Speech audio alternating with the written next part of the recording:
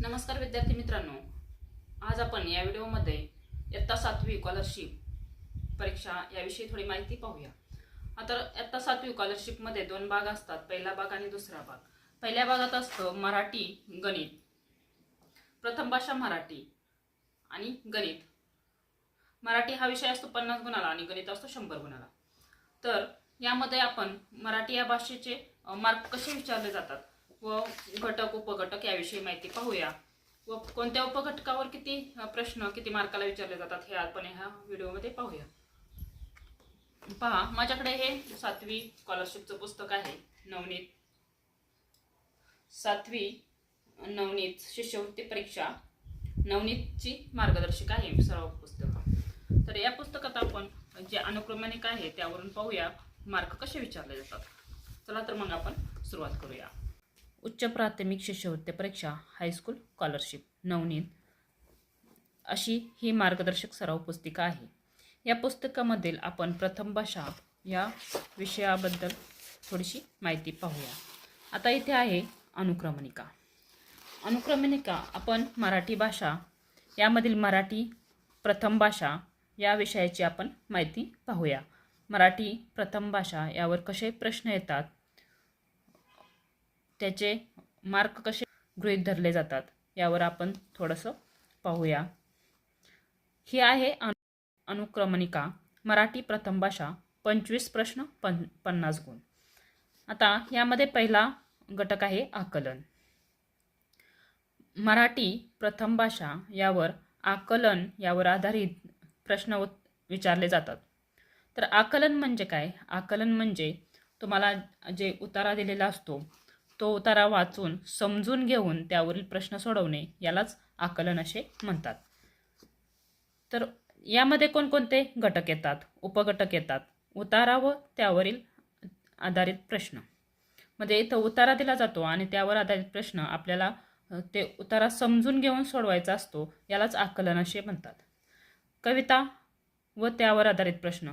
अशीच एक कविता दिली जाते आणि ती पण कविता समजून घेऊन आपल्याला त्यावरील प्रश्न सोडवायला लागतात, यालाच आकलन असे म्हणतात. सुसंगत वाक्याचा परिचय, संवाद व त्यावर आधारित प्रश्न. आता सुसंगत म्हणजे काय? पहिल्या वाक्याशीच दुसरं वाक्य त्यावरच आधारित दुसरं वाक्य विचारलेलं असतं आणि ते आपल्याला सोडवायचं असतं. दुसऱ्या वाक्याशी संबंधितच तिसरं वाक्य असतं, यालाच म्हणतात सुसंगत वाक्याचा परिचय. संवाद व त्यावर आधारित प्रश्न.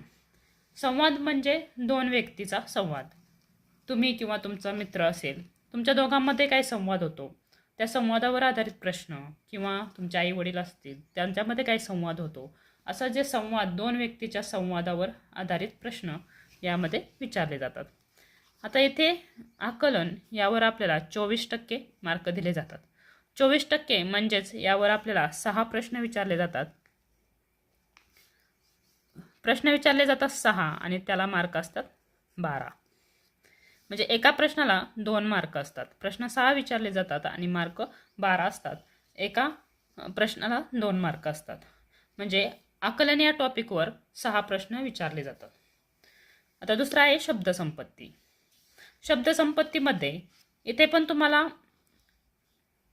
समानार्थी शब्द, शब्दसंपत्तीमध्ये हे उपघटक येतात: समानार्थी शब्द, विरुद्धार्थी शब्द, शुद्ध अशुद्ध शब्द, अलंकारिक शब्द, शब्दसमूहाबद्दल एक शब्द, वाक्प्रचार, म्हणी, पारिभाषिक शब्द.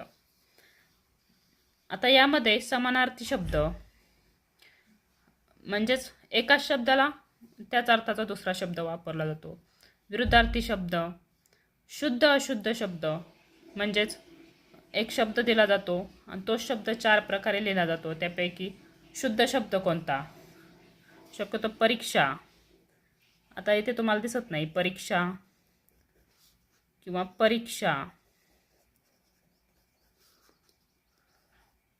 परीक्षा असा शब्द लिहिला जातो आणि त्यामधील बरोबर शब्द कोणता आहे हे आपल्याला शोधायचं असतं.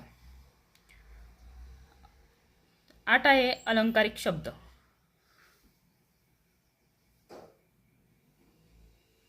आता अलंकारिक शब्दामध्ये अलंकार असतात, त्यावर आधारित आपल्याला प्रश्न विचारले जातात.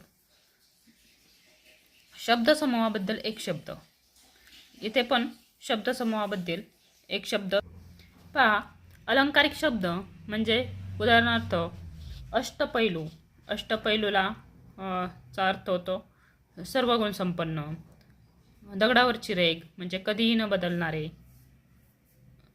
दळूबाई, भेकड मनुष्य असे शब्द अलंकारिक शब्दामध्ये विचारले जातात. शब्दसमूहाबद्दल एक शब्द म्हणजे एक शब्दसमूह दिला जातो आणि त्याला एक शब्द आपल्याला सांगायचा असतो. वाक्प्रचार, म्हणी, पारिभाषिक शब्द यावर आधारित प्रश्न विचारले जातात. आता इथे 24% म्हणजे जिथे 6 प्रश्न विचारले जातात आणि त्यावर 12 मार्क असतात. पुढे आहे कार्यात्मक व्याकरण. कार्यात्मक व्याकरण यामध्ये वर्णविचार, संधी, स्वरसंधी. संधीमध्ये येतं स्वरसंधी, व्यंजनसंधी, विसर्गसंधी, पूर्वरूप संधी, पररूप संधी. या संधी यामध्ये विचारल्या जातात. ते आपण आता पुढे पाहणार आहोत. शब्दांच्या जातीमध्ये विकारी, अविकारी असे 2 प्रकार असतात. त्याचा अभ्यास आपण पुढे करणार आहोत. त्यामध्ये येतात नाम, सर्वनाम, विशेषण, क्रियापद, क्रियाविशेषण अव्यय, शब्दयोगी अव्यय, उभयान्वयी अव्यय, केवल प्रयोगी अव्यय. शब्दांच्या जाती संकीर्ण स्वाध्याय. लिंग, वचन. त्यानंतर विभक्ती, कारकार्थ, शब्दाचे सामान्य रूप, प्रयोग, वाक्यांचे प्रकार, विरामचिन्ह, काळ व काळाचे प्रकार, क्रियापदाचे अर्थ. बघा, हे व्याकरण यावर 48% मार्क आपल्याला असतात. म्हणजे हे खूप इम्पॉर्टंट आहेत कार्यात्मक व्याकरण आणि त्याचा अभ्यास चांगला करणे तुम्हाला गरजेचे आहे. कार्यात्मक व्याकरण इथे तुम्हाला 12 प्रश्न याच्यावर विचारले जातात आणि त्याला 24 मार्क असतात. 24 मार्क असतात. प्रत्येक प्रश्नाला 2 मार्क असतात. आता नंतर आहे चौथा घटक आहे मराठी साहित्याविषयक सामान्य ज्ञान. इथं साहित्यिकांची टोपण नावे, त्यांचे साहित्य, उपाधी, साहित्य क्षेत्रातील पुरस्कार यावर आधारित तुम्हाला एकच प्रश्न विचारला जातो आणि त्याला 2 मार्क असतात. तर आता आपण या मार्कांची टोटल करून पाहूया. तुम्ही म्हणताल हे मार्क कसे, तर आपण टोटल करून पाहूया. आकलन. आकलनावर आपल्याला प्रश्न विचारले जातात आणि त्याला मार्क असतात. प्रश्न मार्क. आकलनावर 6 प्रश्न विचारले जातात, 12 मार्क असतात. शब्दसंपत्ती यावर 6 प्रश्न विचारले जातात, 12 मार्क असतात. कार्यात्मक व्याकरण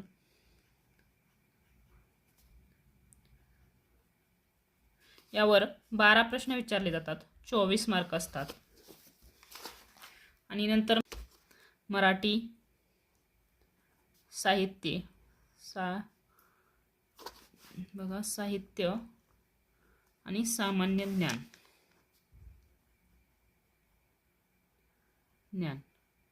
यावर एकच प्रश्न विचारला जातो आणि 2 मार्क असतात. आता आपण याची टोटल करून पाहूया. इथं माझं खाली आलं, आपण इकडे घेऊ. 12 आपण खाली मांडून घेऊया. पहा, प्रश्न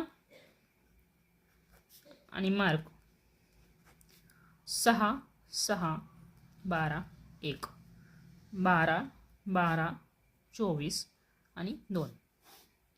आता 6 6 12 12 आणि 12 24 आणि 1 25 आणि मार्क आहेत 12 12 24 24 आणि 24 48. इकडे बघा 4 5 6 7 8 9 10 0 4 1 1 2 3 4 5 हे झाले 50. म्हणजे असे आपल्याला 25 प्रश्न 25 त्यावर 50 मार्काचे प्रश्न आपल्याला विचारले जातात. तर मुलांनो, आता आपण मराठी भाषा या विषयामध्ये आकलन, शब्दसंपत्ती किंवा कार्यात्मक व्याकरण हे 4 मराठी साहित्य, सामान्य ज्ञान हे 4 टॉपिक आहेत आणि त्याच्यावर कशा पद्धतीने प्रश्न विचारले जातात ते आता आपण पाहिले आहे. तर आता आपण मराठी भाषा यामधील आकलन हा घटक पाहणार आहोत. तर आकलनमध्ये उतारा व त्यावर आधारित प्रश्न असतात. पहा, जेव्हा आपल्याला उतारा येतो तेव्हा तो आपण काळजीपूर्वक वाचायचा आहे. तुम्ही तो उतारा काळजीपूर्वक वाचायचा आहे. त्यामधील घटना, प्रसंग, वर्णन याबाबतची माहिती नीट लक्षात घ्यायची आहे. प्रत्येक प्रश्नाच्या पर्यायी उत्तराचा विचार करून अचूक उत्तर शोधायचं आहे. मजकुराच्या क्रमाने उतारातील प्रश्न असतीलच असे नाही. जसा मजकूर दिलेला असतो तसाच उत्तरातील प्रश्न असतील असे नाही. उत्तरा पुन्हा वाचून उत्तरे निश्चित करून खात्रीपूर्वक पर्यायाचे उत्तर तुम्हाला द्यायचे आहे.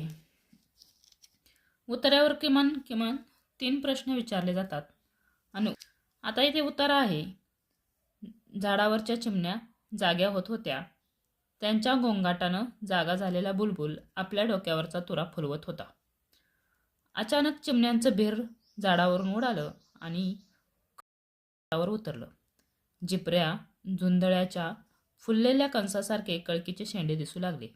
शेपटीचे गोंडे फडकवत चकचकत खारी फांद्यावरून पळत होत्या. चिंचेच्या डोलीत उडलेलं घुबड डोलीच्या तोंडाशी बसल्या जागी पेंगत होतं. भारद्वाजाच्या गंभीर आवाजाची लकेर साऱ्या शिवारावरून घुमली. आता उगवतीच्या अंजिरी आकाशाला पांढरी किनार धरली होती. गावाच्या देवळातून घंटेचा आवाज उठत होता. एक बगळा पंखाचा फडफडाट करीत शेवरीचा कापूस उतरावा तसा तळ्याकाठी उतरला. भ्यालेल्या बेडकाने तळ्यात उडी घेतली. त्या जागेवर वलय उठलं. तळ्यातील कमळाची पानं क्षणभर हेलावली. हिरव्या पानावर उंचावलेलं पांढरं कमळ अकारण डोललं. दिवस उगवायला अजून खूप वेळ असताना धरती जागी झाली. वरील उतार्यात किती पक्ष्यांची नावे आहेत? पहा, जेव्हा तुम्ही असा उतारा पूर्ण वाचता तेव्हा लक्षात घ्यायचं आहे. जेव्हा तुम्ही उतारा वाचता त्यावेळेस त्यावरील कोणते प्रश्न विचारले आहेत हे सुद्धा तुम्ही एकदा वाचून काढायचे आहेत. आता इथे प्रश्न विचारले आहेत. प्रश्न वाचल्यानंतर पुन्हा एकदा उतारा वाचून त्यावरील प्रश्नाची अचूक उत्तरे शोधायची आहेत. वरील उतार्यात किती पक्ष्यांची नावे आलेली आहेत? पहा, आपण शोधूया. वरील उतार्यात इथे पक्ष्यांची संख्या विचारली आहे. उतारा वाचताना किंवा त्यावरील प्रश्न वाचताना काळजीपूर्वक वाचायचे आहेत. काही वेळेस किती पक्ष्यांची नावे आलेली आहेत म्हणजे आपल्याला किती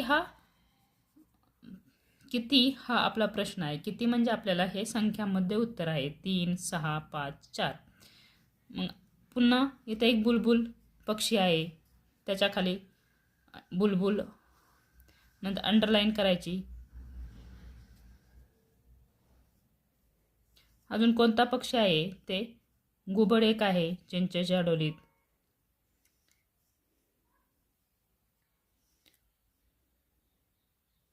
भारद्वाज हा पण सुद्धा पक्षाचं नाव आहे. आणि आपल्याला 3 नावे सापडली. बगळा आणि चिमणी एक सुरुवातीला नाव. पहा, चिमणी, बुलबुल, भारद्वाज, घुबड, बगळा असे 5 पक्षी यामध्ये आहेत. 5 पक्ष्यांची नावे यामध्ये आहेत. म्हणून पर्याय क्रमांक 3 हे याचं उत्तर आहे. पर्याय क्रमांक 3 तुम्ही गिरवायचा आहे. दुसरा प्रश्न आहे, उतार्यातील आशयानुसार चुकीचे विधान ओळखा. आता आशयानुसार चुकीचे विधान ओळखा. जेव्हा तुम्ही प्रश्न वाचता त्यावेळेस तुम्ही त्याचे पर्याय सुद्धा वाचायचे आहेत. चिमण्या जाग्या होत होत्या. घुबड बसल्या जागी पेंगत होते. भारद्वाज डोक्यावरचा तुरा फुलवत होता. बगळा पंखाची फडफड करत होता. आता चिमण्या जाग्या होत होत्या हे वाक्य चिमण्या जाग्या होत होत्या हे बरोबर आहे. घुबड बसल्या जागी पेंगत होते. आपल्याला काय सांगितलं आहे? चुकीचे विधान ओळखा. बघा, जरी उतार्यावरच प्रश्न आले तरी आपले प्रश्न चुकतात. काही वेळेस आपण काही गडबडीत प्रश्न व्यवस्थित वाचत नाही. त्यावेळेस प्रश्न वाचून समजून घ्यायचा आहे आणि मग उत्तर द्यायचं आहे. घुबड बसल्या जागी पेंगत होते. आता इथे घुबड डोलीच्या तोंडाशी बसल्या जागी पेंगत होते हे पण बरोबर आहे. भारद्वाज डोक्यावरचा तुरा फुलवत होता. इथं आहे का भारद्वाजाच्या गंभीर आवाजाची लकेर. आता भारद्वाजाच्या डोक्यावर तुरा असतो का? नाही. मग हे विधान कसं आहे? चुकीचं आहे. बगळा पंखाची फडफड करीत होता. बघा, बगळा पंखाचा फडफडाट करीत होता. हे पण विधान बरोबर आहे. मग चुकीचं विधान कोणतं आहे? तिसरं. मग आपण तिसरं उत्तर चुकीचं लिहायचं आहे, गिरवायचं आहे. इथे गिरवलेलं आहे. चिमण्यांचं बीर कोठे उतरले? प्रश्न वाचल्यानंतर त्याचे पर्यायही वाचायचे आहेत. कळकीच्या बेटावर, झुंदळ्याच्या कंसावर, कमळाच्या पानावर, चिंचेच्या शेंड्यावर. आता ह्या 4 पर्यायापैकी चिमण्यांचं भिर्र कुठं उतरले ते आपल्याला पुन्हा एकदा पाहायचं आहे. तर चिमण्यांचं भिर्र कुठं उतरलं आहे? हे पहा, कळकीच्या बेटावर. मग इथे उत्तर लिहायचं आहे, चिमण्यांचं भिर्र कळकीच्या बेटावर उतरलं आहे. उत्तरा जर काळजीपूर्वक वाचला, उत्तराखाली प्रश्न काळजीपूर्वक वाचले तर तुम्हाला ते सोडवायला सोपे जाणार आहे आणि न चुकता सोडवता येणार आहेत. असेच सरावासाठी काही पर्याय आपल्याला खाली दिले आहेत. उतारा दिला आहे. हा उतारा तुम्ही सोडवण्याचा प्रयत्न करायचा आहे. जर तुम्ही बरोबर उतारा सोडवला तर तुम्हाला 3 पैकी 3 मार्क मिळणार आहेत. हातचे मार्क जाऊन द्यायचे नाही आहेत. त्यामुळे काळजीपूर्वक उताराचं वाचन करून प्रश्न सोडवायचे आहेत. तर आता आपण हा जर उतारा इथे सोडवत बसलो तर व्हिडिओ खूप लांब होईल. त्यामुळे आपण इथेच थांबणार आहोत. भेटूया पुढील व्हिडिओमध्ये. थँक्यू. व्हिडिओ आवडला असेल तर व्हिडिओला लाईक करा, शेअर करा, सबस्क्राईब करा. पुढील व्हिडिओमध्ये आपण सुसंगत वाक्याचा परिचय